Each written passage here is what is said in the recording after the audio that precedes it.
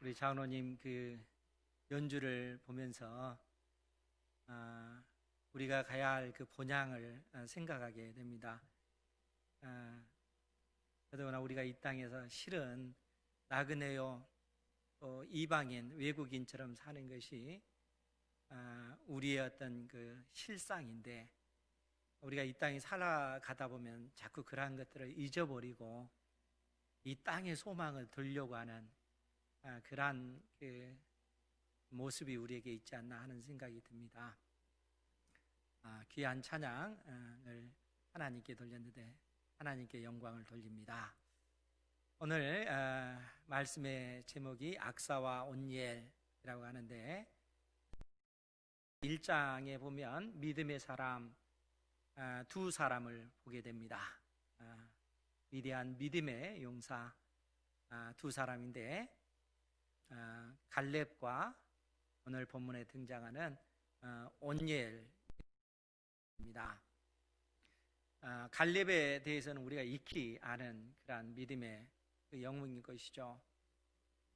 이 갈렙이 유다 지파 사람으로서 하나님께서 유다 지파에게 맡겨준 그 땅을, 그 산지를 믿음으로 정복해 나가는 그 모습을 우리가 지난주에 그 말씀을 통해서 봤습니다.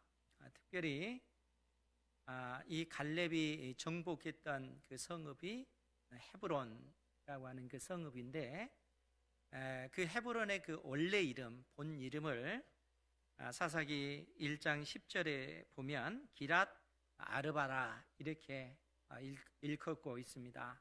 그러니까 헤브론의 본래 이름은 기랏 아르바. 그러면 이 아르바, 기랏 아르바라는 말은 아르바의 성읍이란 뜻이에요. 그래서 이 아르바라고 하는 사람이 누군가라고 했을 때 고대에 용사 중에 용사 중에 한 명이 그 아르바입니다. 이 사람에 의해서 세워진 그 성읍이 기랏 아르바라고 하는 곳이에요. 헤브론 성읍인 것이죠. 그런데 이 아르바가 낳은 그 아들이 아낙입니다. 그리고 아낙이 낳은 그 세 아들이 10절에 표현된 세세, 또 아히만, 달메였다 하는 것이죠.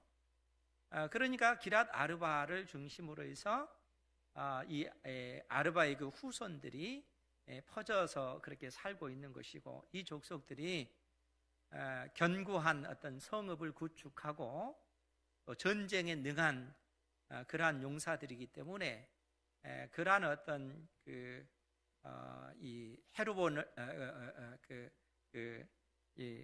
헤브론을 중심으로 해서 그들이 그처럼 견고하게 진을 치고 그렇게 살았던 것이죠.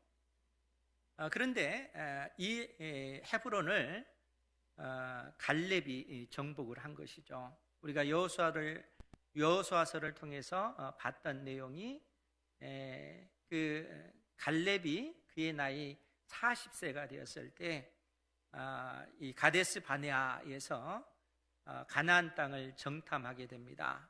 그러니까 모세의 인도하에 이스라엘 백성들이 가데스 바네아에서 머무를 때 바로 약속의 땅으로 들어가지 아니하고 12명의 정탐꾼을 보냈는데, 그 중에 한 사람이 갈렙이고 그의 나이 40이었다는 것이죠.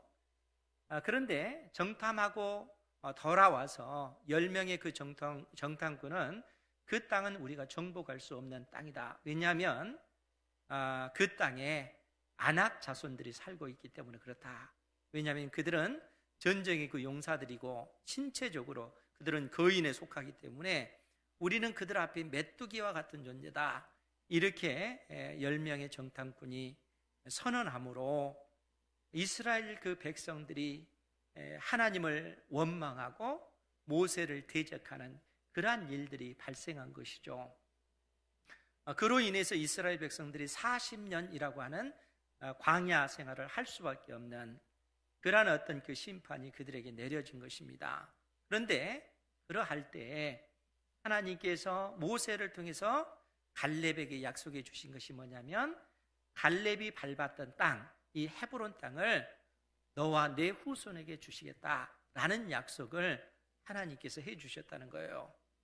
그러니까 갈렙은 그 약속을 붙잡고 산 거예요. 그리고 무려 45년이 지난 이후에 여호수아가 이스라엘 백성들을 이끌고 가나안 땅에 들어가서 가나안 땅의 중앙 또 남부, 북부 주요 그 거점들을 다 격파하고 나서 12지파에게 땅을 분배를 합니다. 땅을 분배한 그 이유는 뭐냐면 이제는 너희들이 하나님께서 이미 이 땅을 우리에게 주셨기 때문에 이제 너희들이 그 땅을 쳐서 그 땅을 심판하고 차지하면 된다. 이런 약속의 말씀과 함께 땅을 분배를 해준 것입니다. 그러할 때 갈렙이 여호수아에게 이 땅 헤브론 땅을 나에게 주십시오. 왜냐하면 이미 45년 전에 하나님께서 그의 종 모세를 통해서 이 헤브론 땅을 나에게 주시겠다 약속했기 때문에 그렇습니다. 그러면서 내 나이 85세지만 지금도 내가 이처럼 건강하고 전쟁에 나가서 싸울 수 있는, 용맹하게 싸울 수 있는 그 나에게 주신 것입니다. 그러니까 하나님께서 그 약속을 성취하기 위해서 나에게 이 건강을 주셨다는 거예요. 대단한 믿음인 것이죠. 그리고 하나님께서 나를 통해서 그 약속을 성취하실 거다 하는 그 믿음 때문에 이 헤브론 땅을 나에게 달라라고 요청을 하는 겁니다. 그리고 그 헤브론 땅을 정복하고 만 것이죠. 그러니까 아낙의 자손들, 막강했던 그 군대를 쳐서 정복하고 헤브론 땅을 이 갈렙이 정복한 것입니다. 그리고 나서 주어진 말씀이 오늘 본문의 내용이라는 거예요. 그래서 11절 말씀에 보면 거기서 나아가서 드빌의 주민들을 쳤으니 드빌의 본 이름은 기랏세벨이라. 갈렙이 말하기를 기랏세벨을 쳐서 그것을 점령하는 자에게는 내 딸 악사를 아내로 주리라. 이 헤브론과 이 드빌의 그 거리는 그렇게 먼 거리는 아닙니다. 약 18km 정도 떨어진 그러한 곳이라고 해요. 그런데 드빌의 그 이름이 기랏세벨, 무슨 뜻이냐면 책의 성읍이란 뜻이에요. 서기관들이 거주하는 성읍, 그런 의미입니다. 그러니까 오늘날 우리가 생각하듯 이 그 여호수아 당대에 이때 그 원주민들이 얼마나 못 살았을까, 우리는 이렇게 생각을 하잖아요. 아주 그 구약 시대 때, 그것도 구약의 초기의 그 기록이기 때문에 그렇게 생각할 수 있을 텐데, 기랏세벨, 책의 성읍, 서기관들이 사는 그런 성읍이라는 거예요. 그러니까 이 기랏세벨, 이 드빌 자체가 이 아낙 자손들의 그 본거지 중에 한 곳입니다. 그리고 이곳은 굉장히 발전된 그 형태를 띈 그러한 곳이라는 것이죠. 그러니까 쉽사리 전쟁을 통해서 이러한 성읍들을 점령하기가 실상은 쉬운 것이 아니죠. 성경은 그냥 단 몇 줄로 기록을 해놨기 때문에 쉬운 것처럼 보여지지만 이 아낙 후손들을 꺾고 그 땅을 정복하는 것이 쉽지가 않다는 거예요. 그런데 갈렙은 오늘 뭐라고 말씀합니까? 기랏세벨을 쳐서 그것을 점령하는 자에게는 내 딸 악사를 아내로 주겠다라고 하는 이러한 공약을 걸고 있는 것입니다. 그런데 우리가 고대 그 근동의 그 모습들을 보면 자기 아내를 데려온다는 것은 그냥 데려올 수 있는 것이 아니고 거기에는 대가가 필요합니다.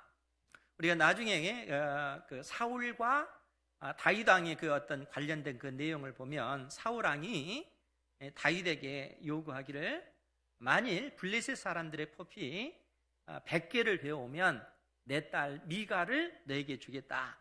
즉 다윗을 사위로 삼겠다. 그러한 말씀을 하고 있는 것이죠. 그래서 나중에 다윗이 블레셋 사람들의 그 포피 100개가 아니라 200개를 배우다가 줌으로써 미가를 아내로 삼는 그런 내용이 나오지 않습니까?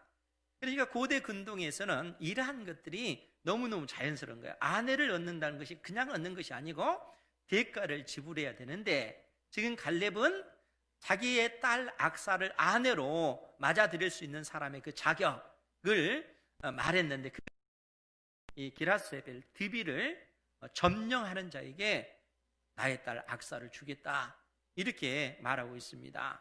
그리고 그러한 드비를 점령한, 정복한 사람이 등장하는데 13절 말씀입니다. 우리 13절 같이 한번 볼까요? 시작. 갈렙의 아우 그나스의 아들인 온니엘이 그것을 갈렙이 그의 딸 악사를 그에게 아내로 주었더라. 아멘. 갈렙에게 그 아우가 있는데 그나스라고 하는 아우입니다. 동생이 있는데 그나스의 그 아들이 온니엘이라 하는 것이죠. 그리고 이 온니엘이 이 드비를 점령함으로 갈렙의 딸 악사를 아내로 맞아들였다라는 그러한 내용입니다. 이제 온니엘이 여기서 처음 등장하게 되는데, 우리가 이제 사사기 하면은 그 약 400여 년의 그 기간이 사사 시대입니다. 그러니까 여호수아가 죽은 이후에 이스라엘의 왕이 등장하기 전까지, 즉 사울이 이스라엘의 첫 번째 왕이 되고 그 다음에 다윗이 왕이 되잖아요. 그러니까 이 기간의 그 기간이 됩니다. 그리고 그 기간의 어떤 그 내용을 사사기가 기록해 놓고 있다는 거예요.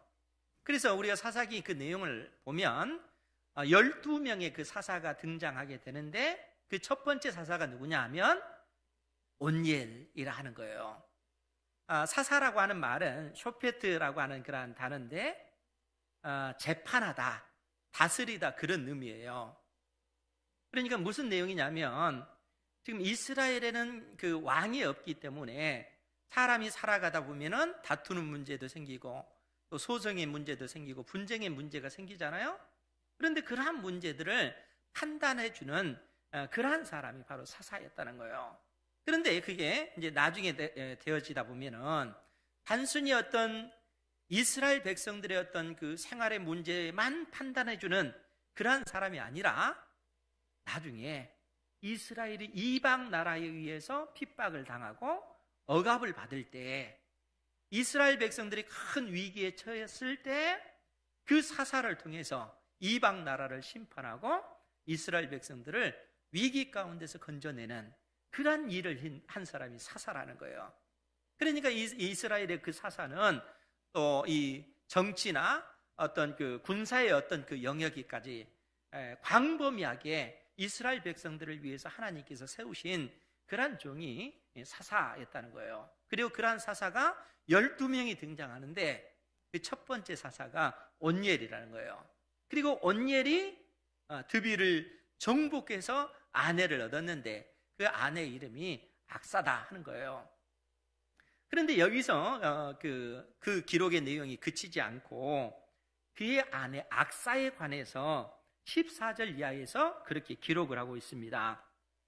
14절 말씀에 보면 악사가 출가할 때에 그에게 청하여, 즉 온니엘에게 청하여 자기 아버지에게 밭을 구하자 하고 나귀에서 내림에 갈렙이 묻되 내가 무엇을 원하느냐.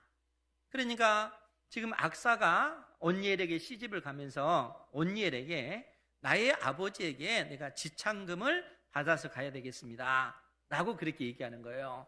그래서 아버지에게 내가 밭을 요구하겠습니다, 그 얘기입니다. 그러니까 이 고대 그 중동 지역에서는 딸이 시집을 가면 지창금을 들려서 그렇게 유산처럼 그렇게 들려서 보내잖아요.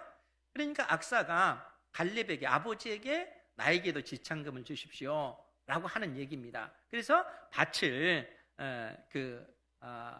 갈렙이 주었다 하는 겁니다. 그런데 그런 상황 속에서 악사가 아버지에게 또 요청을 하는 겁니다. 그러니까 아버지가 하는 얘기가 네가 무엇을 원하느냐라고 했을 때 우리 15절 말씀 같이 한번 보겠습니다. 시작. 이르되 내게 복을 주소서.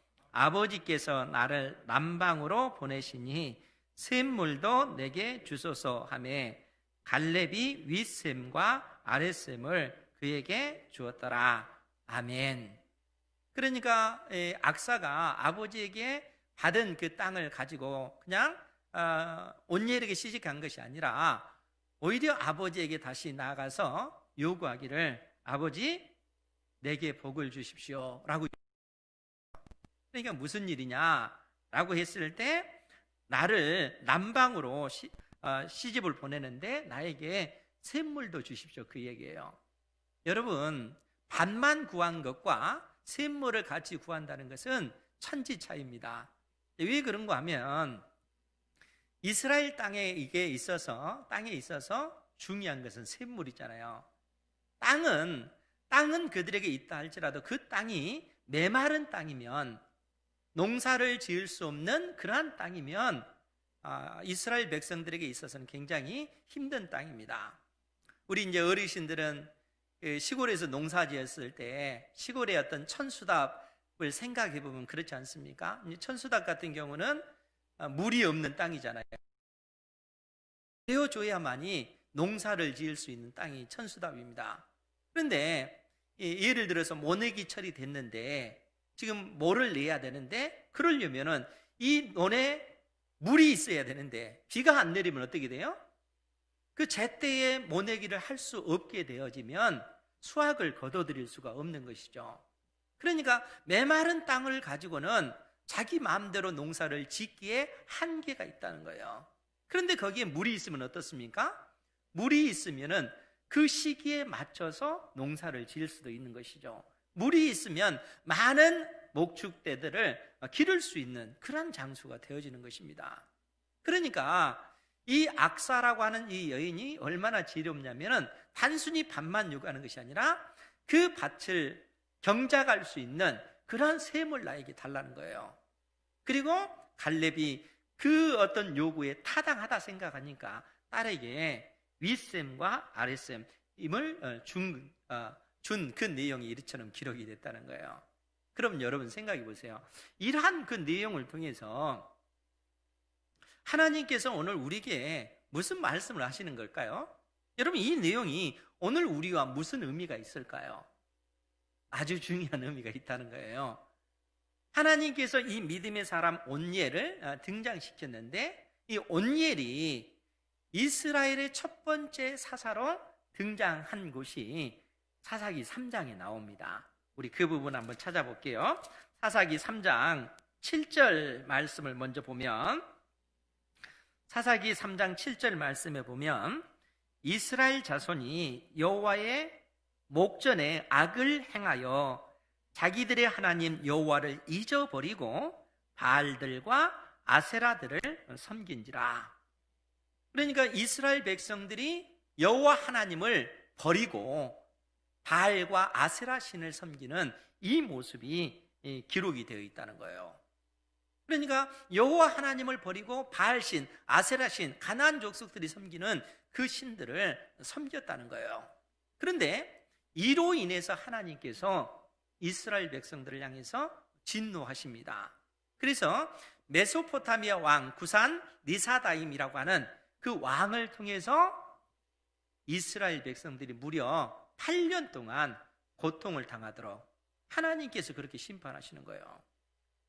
8년 동안 이 메소포타미아 왕의 그 핍박을 당하고 이스라엘 백성들이 살아간다는 거예요. 그러니까 그들이 그러한 어떤 8년의 그 고통의 그 기간을 견뎌내면서 생각을 한 겁니다. 왜 우리 인생 가운데 이러한 환난이 임하였는가?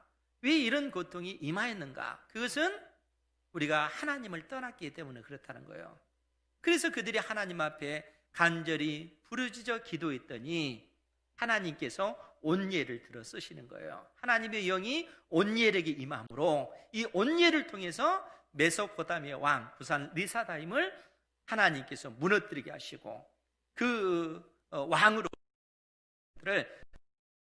그 땅에 평화가 40년 동안 임하는 이런 은혜를 있게끔 해주셨다는 거예요. 여러분 생각을 해보십시오. 왜 이스라엘 백성들이 바알을 섬기고 왜 이스라엘 백성들이 아세라 신을 섬겼을까요? 사사기 3장 1절에는 뭐라고 기록이 됐냐면 여호와께서 가나안의 모든 전쟁들을 알지 못한 이스라엘 백성들을 시험하려 하사, 이렇게 언급이 되고 있습니다. 가나안의 모든 전쟁들을 알지 못한 이스라엘을 시험하려 하시며 세대 중에 아직 전쟁을 알지 못하는 자들에게 그것을 가르쳐 알게 하려 하사 남겨두신 이방 민족들은 블레셋 사람들, 또 가나안 족속들, 시돈 족속들, 또 그 히위 족속들, 수많은 가나안 족속들이 이스라엘 백성들에게 있는 거예요. 그러니까 여러분 생각을 하셔야 됩니다. 왜 하나님께서 여호수아를 통해서 그 가나안 땅에 들어가서 여호수아를 통해서 그 가나안 땅에 사는 모든 가나안 족속들을 진멸하지 아니했는가? 왜 여호수아는 가나안 땅에 있는 중심 세력들, 중앙 지역, 남부 지역, 북부 지역에 있는 큰 세력들을 다 쳐부수고 정복하고 나서 이제 12지파에게 땅을 분배해 주면서 너희들이 그 땅을 쳐들어가서 정복하기만 하면 된다. 왜냐하면 하나님께서 이미 그 땅을 우리에게 주셨기 때문이다. 이렇게 말씀하셨는가?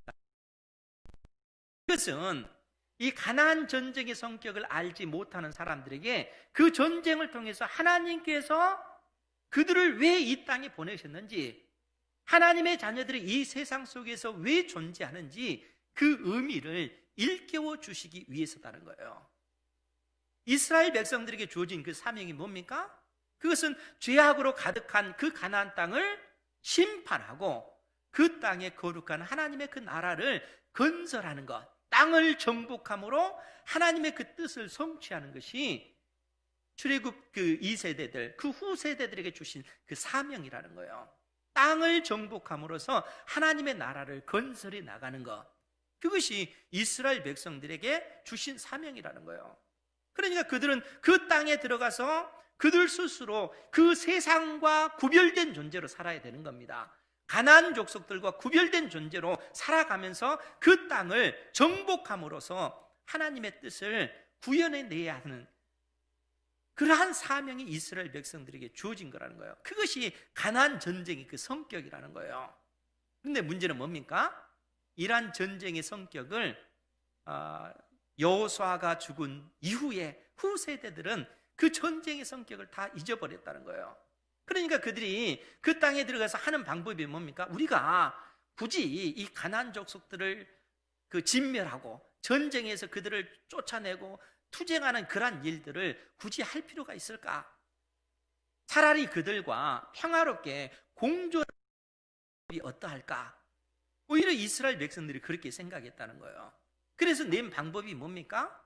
사사기 3장 6절 말씀에 보면 5절 6절을 같이 한번 볼게요. 거기에 보면 그러므로 이스라엘 자손은 가나안 족속과 헷 족속과 아모리 족속과 브리스 족속과 히 족속과 여부스 족속 가운데 거주하면서 그들의 딸들을 맞아 아내로 삼으며 자기 딸들을 그들의 아들들에게 주고 또 그들의 신들을 섬겼더라. 그러니까 그들이 낸 지혜로운 방법, 인간적인 그 지혜가 뭐냐면 그들과 전쟁할 것이 아니라 그들과 공존하자. 그래서 우리의 딸들을 그들에게 주고 그들의 딸들을 데려다가 며느리 삼자. 사돈 관계가 되어지는 거예요. 통혼 관계가 되어지는 겁니다. 그러니까 거룩한 하나님의 그 백성과 세상 나라의 어떤 그 세상의 그 백성들과의 그 경계예요. 통혼함으로써 하나님의 자녀로서의 그 거룩성이 상실되고 만다는 거예요. 구별된 존재로 우리가 이 땅에 살아야 되는데 세상 사람들의 어떤 그것을 그대로 받아들이다 보니까 그들과 통혼함으로써 하나님의 자녀로서의 그 구별된 백성으로서의 삶을, 거룩한 백성으로서의 삶을 그들이 살지 않는 거예요. 결국 어떻게 되는 거예요? 그러니까 그들이 섬기던 바알을, 그들이 섬기던 아세라를 우리도 같이 섬기자. 우리가 평화롭게 우리가 한 나라가 되자. 한 나라를 이루자. 이렇게 되어지는 것이죠. 하나님의 그 자녀로서의 그 독특성을 완전히 상실하고 만 것입니다. 백성들의 그 모습이라는 거예요.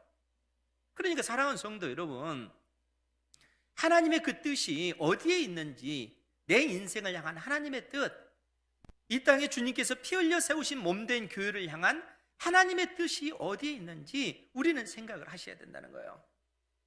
우리가 이 땅에 존재하는 것은 그냥 어찌하다 보니까 존재하는 것이 아니라 하나님께서는 우리 주 예수 그리스도의 보혈로 우리를 구속하시면서 너는 거룩한 백성이다. 이 세상 속에 있지만 너는 구별된 존재라. 하나님께서 말씀하고 계시다는 거예요. 이 땅에서 구별된 존재로 살아가는 여러분들 되시기 바랍니다. 이 세상과 동화되는 존재, 이 세상의 시대 정신에 함께 휩쓸려서 살아가는 그런 존재가 아니라 우리는 이 세상 속에서 살아가지만 구별된 백성답게 살아가야 된다는 거예요. 오직 하나님만을 섬기고 하나님의 말씀이 진리인 것을 우리가 믿고 그 말씀에 순종하는 삶을 살아가는 것, 그것이 하나님께서 하나님의 자녀들에게 요구하신 삶의 방식이라는 거예요. 그러니까 믿음이 없으면 인생이 얼마나 어리석냐 하면은 믿음이 를 냈지만 그 인간적인 지혜가 결국 뭡니까? 결과적으로 메소포타미아 왕의 그 어떤 핍박 속에 8년 동안 고통당하잖아요. 평화롭게 행복하게 살기를 원했지만 결과는 절망과 고통뿐이라는 거예요. 인간의 지혜를 쫓아가면 그러하다는 거예요. 그러나 하나님의 그 약속의 말씀이 진리인 것을 믿고 그 말씀대로 순종하게 되면 하나님께서는 그러한 믿음의 자녀들에게 은혜를 더하여 주신다는 거예요. 그러한 사실을 누가 증명을 합니까? 그 사실을 오늘 온니엘이 증명을 하고 있다는 거예요.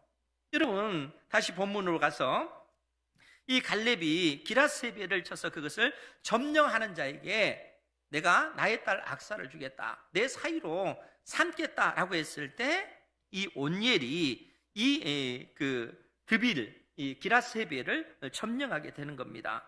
그래서 이로 말미암아 갈렙이 그의 딸 악사를 그에게 아내로 주었더라. 그래서 온니엘이 이 악사를 아내로 맞아들인 것입니다. 그런데 이 악사가 어떤 여인이에요? 이 악사가 정말 지혜로운 여인이라는 거예요. 이 악사가 참으로 현숙한 여인이라는 거예요. 그러한 사실을 그래서 14절 이하에서 그처럼 얘기하고 있는 겁니다. 악사가 출가할 때 그에게 청하여 밭을 구하자 하고, 밭을 구하자. 그런데 단순한 그 밭이 아니라는 거예요. 그러니까 메마른 그런 밭, 얻더라도 쓸모가 빈약한 그 밭이 아니라 정말 쓸모 있는 그 밭을 구하자, 그 얘기입니다. 그러면서 하는 얘기가 뭡니까? 나귀의 내림의 갈렙이 내가 무엇을 원하느냐라고 했을 때 내게 복을 주소서, 아버지께서 나를 남방으로 보내시니 샘물도 내게 주소서 하며 갈렙이 윗샘과 아랫샘을 그에게 주었더라. 그러니까 악사가 그의 아버지에게 나에게 지창금을 주십시오. 그런데 그 지창금은 샘이 있는 밭을 달라는 거예요. 샘물을 주십시오. 그냥 밭이 아니라 샘물이 있는 그 밭을 주십시오 라고 했을 때 그 아버지의 마음이 어떻겠어요? 사랑하는 딸이잖아요. 그 딸이 요구하는 것을 그 딸이 요구하는 대로 샘물을 있는 밭을 주는데 윗샘과 아랫샘을 그에게 주었다는 거예요. 악사에게 준 것이죠. 그러면 그러한 복은 결국 누리는 것이 누굽니까? 온니엘인 것이죠. 그러니까 온니엘도 그렇고 악사도 그렇고, 이 악사도 믿음의 그 위대한 믿음의 사람을 남편으로 얻은 것이고, 이 온니엘 역시 현숙한 여인, 지혜로운 그 아내를 얻게 됐다는 거예요. 왜 이 내용을 기록하고 있는 거예요? 믿음으로 하나님 앞에 나아갔을 때 하나님께서 내리시는 그러한 은혜, 그 복을 이처럼 기록해 놓고 있다는 거예요. 갈렙이 믿음으로 헤브론을 점령했던 것처럼 온니엘 역시 믿음으로 기라세벨을 점령한 것입니다. 드빌을 이처럼 점령한 거예요. 믿음으로 하나님께서 이 땅을 나에게 주셨다. 아무리 그 땅에 가나안의 아낙 자손들이 살고 전쟁에 그들이 싸움에 능하다 할지라도 하나님께서 이미 우리에게 이 땅을 주셨기 때문에 믿음으로 행하면 이 땅은 나의 땅이 된다는 거예요. 이미 하나님께서 주셨기 때문에 믿음이 있으면 그처럼 행동하지만 믿음이 없으면 어떻게 되는 거예요? 그 땅을 정복하려고 하는 그 마음 자체가 사라져 버리는 것이죠. 그 사람들은 기골이 장대하는데, 그들은 전쟁의 용사인데 그들과 싸워서 어떻게 이길 수 있어? 그러겠죠. 그런데 온니엘은 그렇지 않았다는 거예요. 믿음으로 행함으로써 그 성읍을 정복했을 때 갈렙이 그에게 그의 딸 악사를 아내로, 그리고 그 악사가 지혜로운 여인, 현숙한 여인이었다는 것이죠. 그러니까 하나님께서 믿음의 사람에게 아내를 주셨을 뿐만 아니라 그 아내는 지혜로운 여인이요, 또 그 지혜로운 여인을 통해서 샘이 2개나 있는 그 밭을 이 믿음의 사람 온니엘이,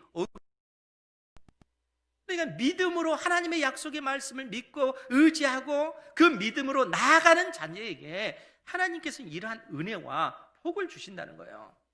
사람의 지혜나 사람의 어떤 그 명철을 의지해서 우리 인생을 경영하는 것이 아니라 하나님의 약속의 말씀을 붙잡고 하나님께 소망을 두고 나아가는 자녀에게 은혜를 베풀어 주신다는 거예요.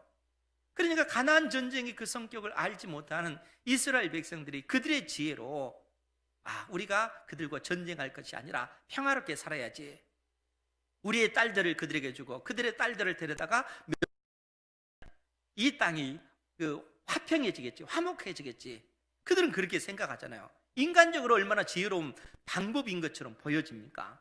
그런데 그 결과는 어때요? 망하는 길입니다.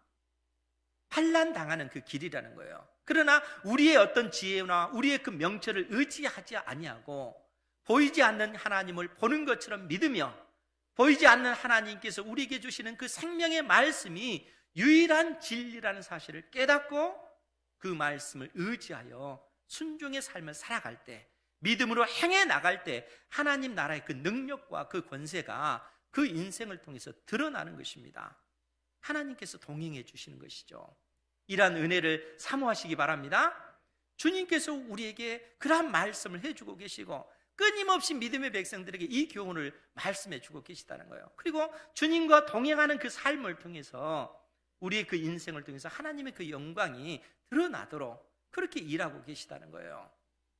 하나님께서 오늘 우리에게 주신 이 생명의 말씀을 마음속에 다시 한번 더 새기셔서 늘 하나님 중심의 삶, 하나님께서 우리에게 약속으로 주시는 그 말씀을 의지하여 순종하는 삶, 그러한 삶이 되기를 주님의 이름으로 축원드립니다. 아멘. 기도하겠습니다.